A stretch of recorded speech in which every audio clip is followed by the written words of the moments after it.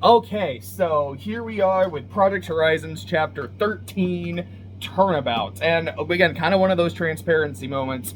I'm recording this before I record the video for Chapter 12, because I don't know how long this or 14 are going to be. I feel like they're going to be notably longer than the video for Chapter 12, and with the time I currently have allotted, I want to at least get one of them done. But 12, 13, and 14 have all been read. The notes are ready.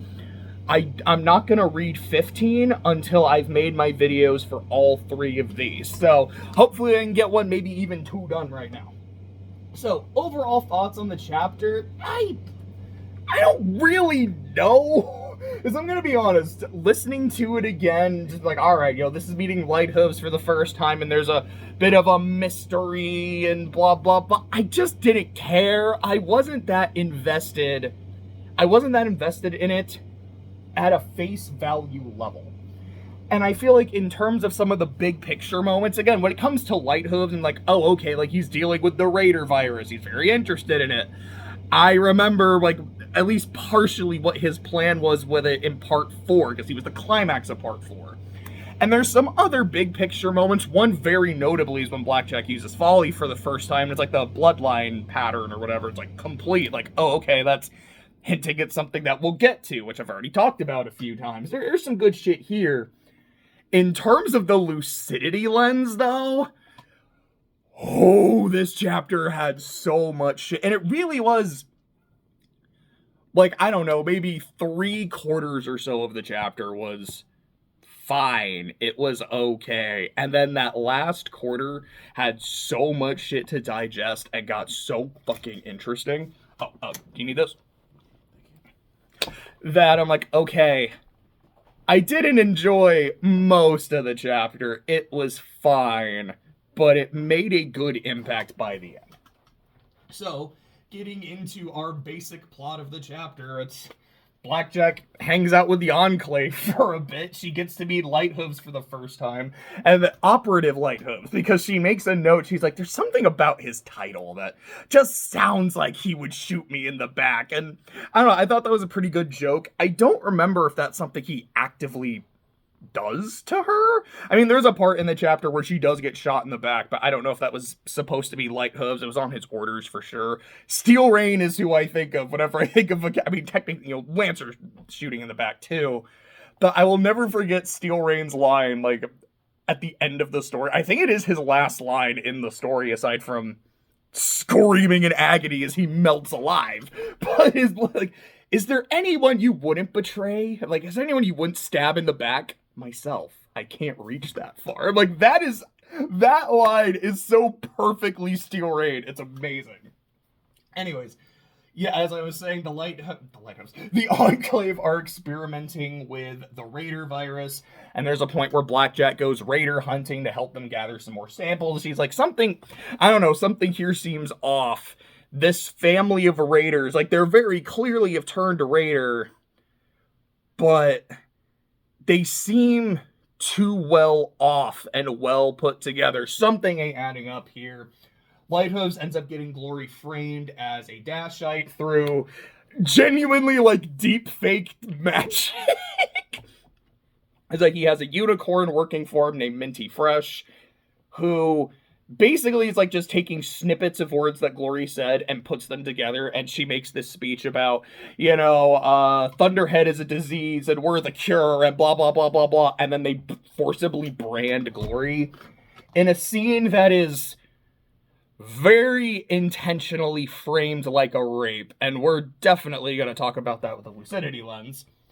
And Blackjack ends up blowing some shit up with Folly. Doesn't hit Lighthooves, who wasn't in the Vertibuck, and he just kind of has that look on his face like, oh, I literally just dodged a bullet. Holy shit. And then Blackjack, bang. You're like, all right, that's some Cowboy Bebop shit. I kind of fucked with that. I'm gonna do something a little bit different. I'm just gonna go ahead and talk about the big picture moments and get them out of the way before getting into the lucidity lens, which is really the meat of this chapter. So let me go ahead and hit this shit real quick.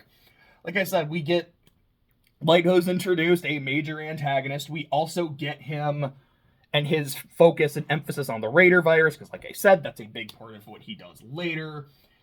Specifically, the fact that he realizes that it doesn't work on Pegasi, and that's what he's trying to figure out is how do I get it to work on Pegasi?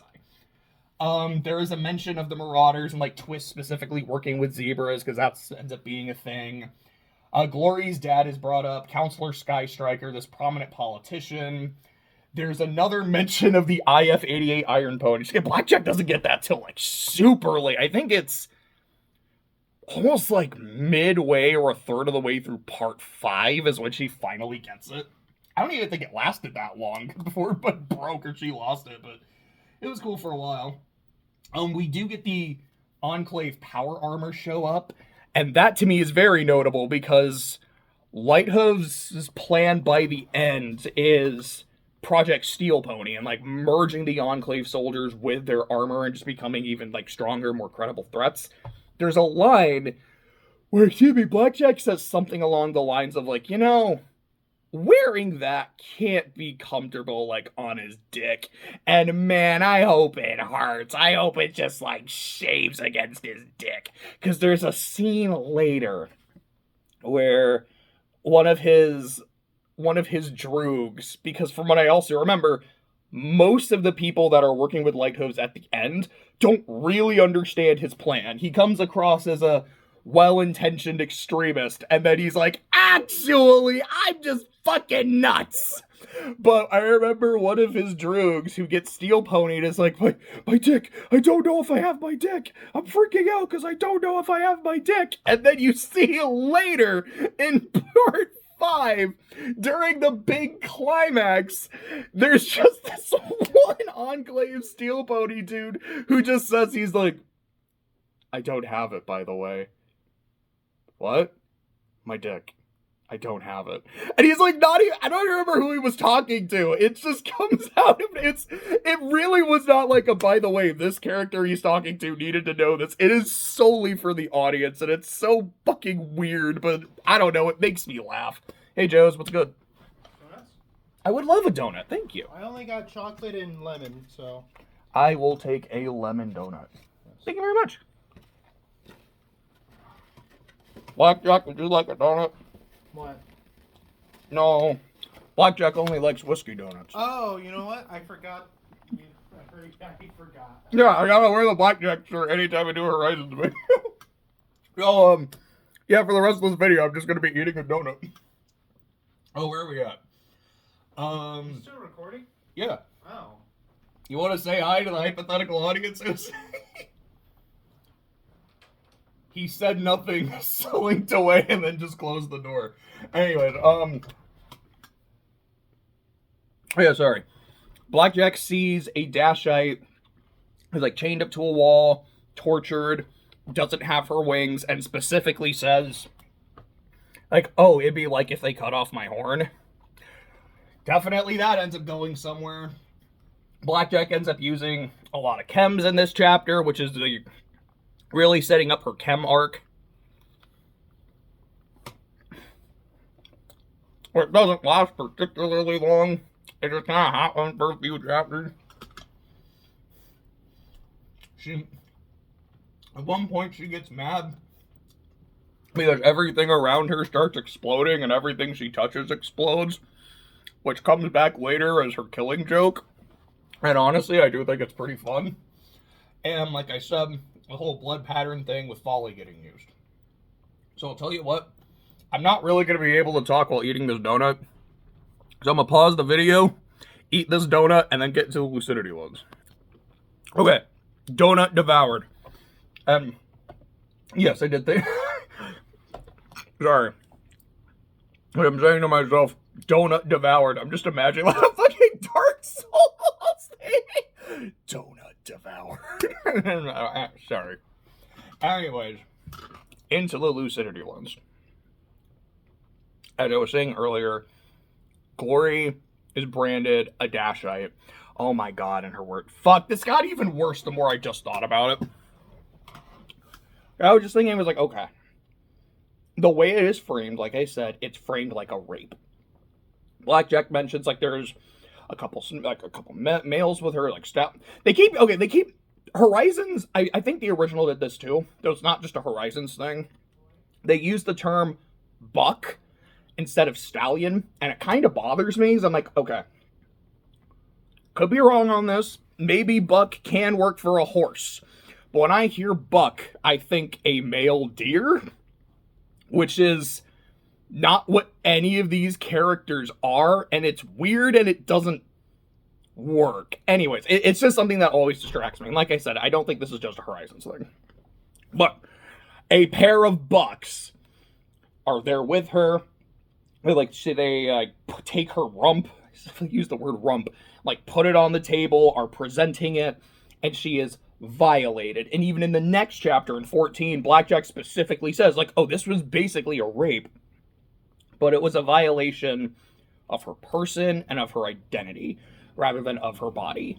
Although, it is also a violation of her body because of the branding. So, I have described Glory in the Lucidity lens as the representation of Blackjack's innocence. And there was even a point, I don't remember what chapter it was, I think it's even the chapter where she's introduced. It's called Innocence. Or that was the chapter where Scudo was introduced. I might be getting those two flipped. Actually, I could check. I've got a computer right in front of me. Let me see real quick. I think it's chapter 3 is Scudo. Okay, yeah, chapter 4 is Innocence. I think that's... Is that Glory? Yes, that is Glory, because 6 is play, 5 is when they're doing... Yeah, literally she is introduced in the chapter called Innocence. I was right. I wasn't making shit up. Hell yeah, I know what I'm talking about. Maybe, kind of, sort of. Anyways, point. That is what she represents.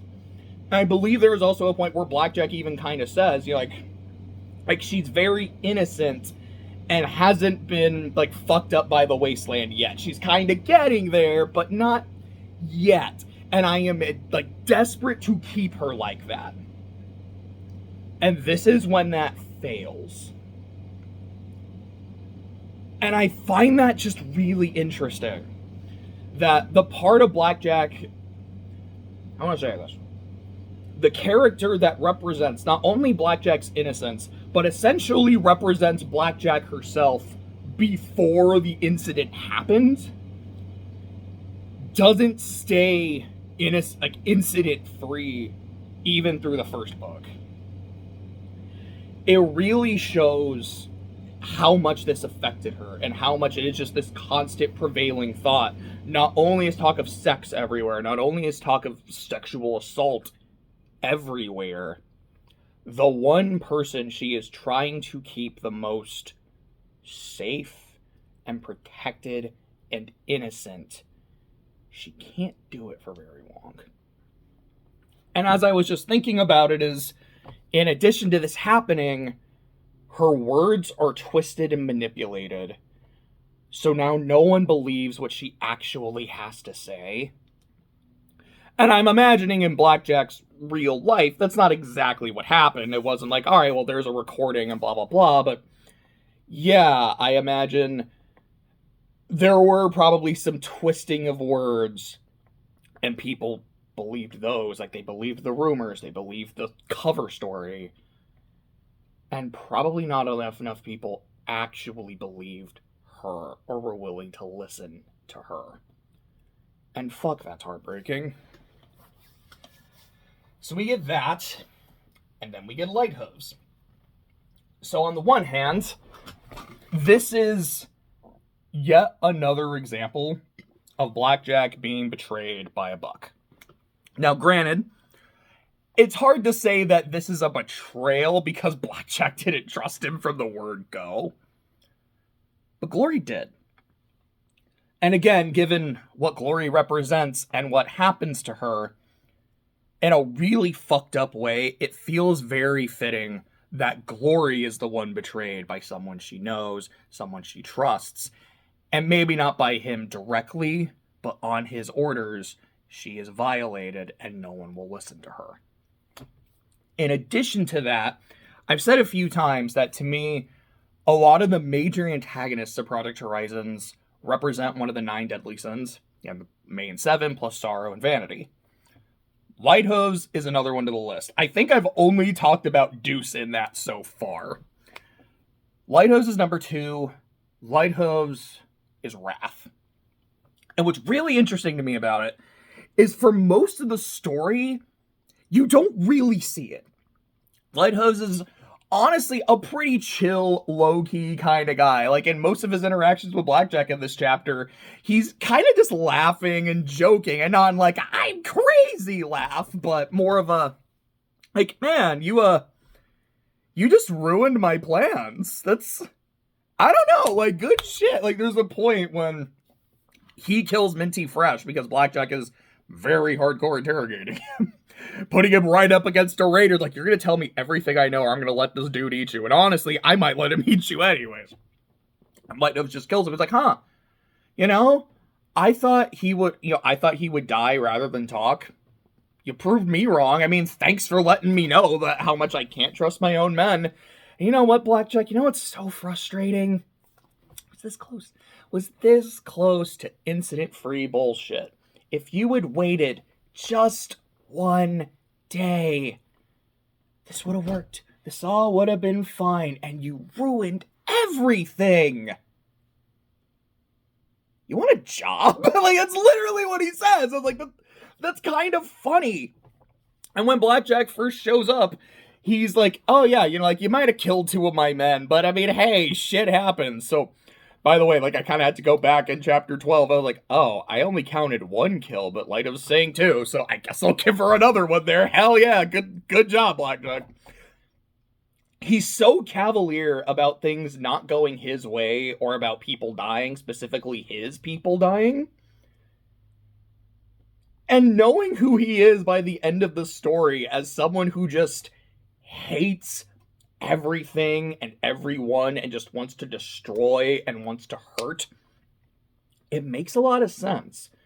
Not because it's motivated from some, like, interesting place. I'm gonna be honest, like, as soon as he was like, I'm just crazy, I'm like, okay, I like Kid Buu for being just this monster, but Kid Buu isn't an interesting character.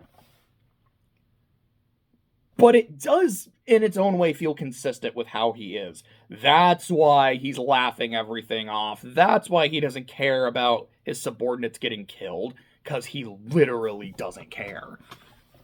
I kind of like that. Excuse me. And, like, the way I think he's a very effective foil to Blackjack is the fact that, like Blackjack, he operates, no pun intended because operative, but he operates under this guise of, I want to bring peace, I want to bring security, I want to help people, when he just wants to see the world burn. Blackjack, it's not that she wants to see the world burn, but she definitely has her problems with anger. You know, I've talked at this point a few times about how I think that's what P21 represents. If Glory represents Blackjack before the incident, P21 represents her after the incident, and after all of the trauma, which has gone through the same shit, and just that feeling of anger and wanting revenge and wanting to make things right so she can move on, and she can't move on until she gets that vengeance, till she gets that justice. And I've talked about how there's a lot of moments in the story where Blackjack just is so consumed by that anger and that bloodlust that she'll just kind of snap.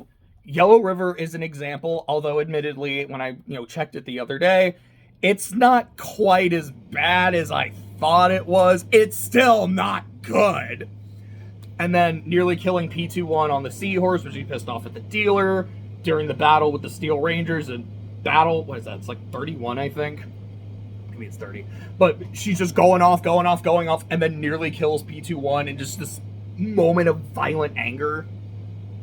And even here, we see when she's with Minty Fresh, she's like, you know what? I might just fucking kill this dude anyways because I'm so angry he's such a fucking piece of shit. We get, I think it's in the next chapter in 14, as she's just kind of reflecting on her enemies and these horrible fucking people, which, again, they're like all bucks. And what she wants to do to them. It's like, I want to kill them And she's talking to the dealer, and he's like, you, people have done horrible things to you, huh? And you want them to die for what they did. So what you're saying, Blackjack, is now you would push the button.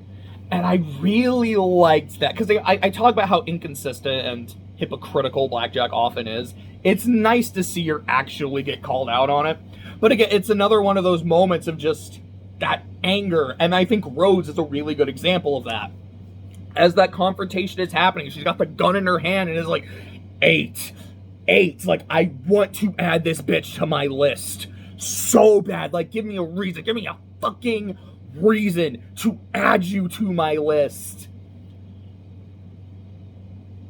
But the difference between her and Lighthooves, for the most part, not always, is she is able to show that restraint. If I remember correctly, the scene on the seahorse, she doesn't pull the trigger. She's pissed, but she doesn't do it. With Rose, she's pushed to it, but she doesn't do it. With Minty Fresh, she really wants to. Maybe she would have done it, and Lighthooves kind of took the chance, or I don't know. Like, even in, it was like 12 or 11, where she nearly fucking kills Priest, but he's like, yeah, like, I don't save people. I let them do what they gotta do. Like, she's so pissed, she almost fucking kills him. We're like, okay, sure, Blackjack. But she doesn't. She has restraint. Which makes scenes like Battle, when she does pull the trigger, just the clip is empty, and Yellow River feel weird. Like, it's in character because Blackjack does shit like this, but she doesn't usually follow through. But anyways, Wrath. Like, Lighthooves is Wrath, and that's how you also see it play out in Blackjack. And speaking of which, we gotta talk about my girl. We gotta talk about old Blackjack over here. There is a conversation with the dealer that the line he says to her is, quote, I specifically copied it from the text, "You're broken goods traveling with damaged wares."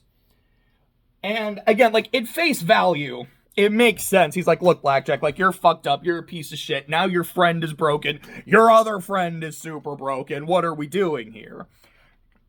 And as I, like, heard the line, I was like, that is exactly what the Lucidity Lens is all about. You are broken and you are damaged, and so are the people around you, and we're trying to dig deeper into it. And I'll be honest, I heard the line wrong. Because what I heard at first was, you're broken goods with damaged layers. And I was like, yes, she is. And that's what we're doing here. We are peeling the layers away because she's a fucking onion. But I found that line really interesting, and with the way I'm trying to interpret the text. What Blackjack's story is, now that I've had more time to, and I've always had time to think about Project Horizons. I've been doing it for like 10 years now. But time to really appreciate the story through this lens. And again, as I say, I'm like, there's all these moments and ideas where I'm like, these keep adding up to a point where I'm genuinely not sure if this is an accident anymore. What Blackjack's story is about, it really is a story of self-love. It is someone who feels that they are unlovable, who feels that they are damaged goods and broken. And what is her goal? At the moment, face value, the goal is, let me find out what EC-1101 is, and then at that point it's, okay, well, I still don't know what the fuck it is, so I'm just kind of going to follow the trail. And as I go, the end of the trail, following its trail, trying to save the world as best as I can, kill as many people as I can, but also not kill people because I'm not an executioner. Sure, Blackjack. But anyways, what I remember her goal being by the end of the story, again, I know I've brought this up a few times, she wants to be able to retire and find love with the two people she loves most, P21 and Morning Glory. And given what they represent, this is really a story about someone saying, I want to be loved. With the shit that I have gone through and experienced, I feel like I am broken and unlovable. But I want to be loved. And I want to be able to love myself before the incident happened, and to be able to love myself after the incident happened. And I find that to be a very moving story. It's why I'm so interested in the lucidity lens. Because as I've been saying throughout these videos, when I get to some of those moments and I kind of have those brain blasts of like, oh, this is like what this means. This is what this character represents. Oh, fuck. It feels so much more meaningful and impactful. There's no way I haven't brought up like this comparison before. But Blackjack conquering Huffington is the same as Madeline climbing Mount Celeste. It is a story about self-love and self-acceptance. And I think that's one of the most beautiful kinds of stories that can be told. Oh yeah, there's also this one scene when Light Hooves sends a couple bucks after her and is like, hey, kind of do whatever you want. Like, you're too strong, man. She's a young, like, weak girl. You can take care of this. Like, I didn't like that. Not one bit.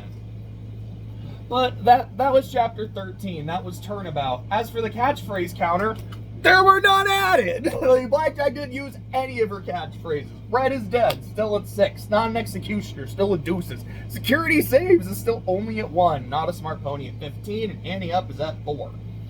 Now, as for the kill count, this one's kind of weird and fucky. Like, I specifically, something I did in the early chapters and then kind of stopped, and I need to do this, is to actively write down all the kills, because that makes it, I can check my work. So, I have 6 confirmed, and then I have to speculate a little bit, because when she's fighting the Raider, she kills 5. There's a dude with a pitchfork, a young filly, because something about Blackjack and killing kids. There's a buck 1 and a buck 2, the 2 that were like eating the mom. And I think Wind Whisper technically kills one of them, but I count that based on the context. And the like Big Daddy Raider, not Big Daddy as a Raider, because he's a totally different character. So that's 5, and then she kills the guard of the 2 bucks that are supposed to, hey, you're big, strong dudes. She kills one of them and takes his keys. We're at 6. So, she sees Glory getting raped, and then Yu takes a bunch of drugs, and then it just cuts to, she's in a room, and there's blood everywhere. And she specifically says, I could only count the bodies by the torsos. But then doesn't count the torsos. So I have no idea. I am assuming, because we see 2 people hurting Glory, she kills 2. The way it's written makes it sound like there's more, like maybe there were more people that went into the room to stop her and they didn't succeed. I, in good faith, can only count 2, so we're at 8. Then, when she shoots Folly, she blows up a Vertibug. I have no idea how many fucking people were on there. Again, it feels like a lot. But I don't have a specific number, so I'm saying 2. Because there's a pilot, and I'm assuming also a gunner. Now, maybe the pilot and the gunner are the same person. I'm assuming they're separate. So I'm giving her 2. It feels like I am undercounting, and that bothers me because I want this number as high as possible. Because monkey like big number. So she is getting 10 for chapter 13, which puts her at a total of 118 kills by chapter 13. Let's go, Blackjack. I've got about 45 minutes or so, so I'm gonna end this here. I'm gonna go ahead and record chapter 12 because that should be pretty lickety-split quick, and then I will only have chapter 14 left to catch up on in addition to other videos, but not Project Horizons videos.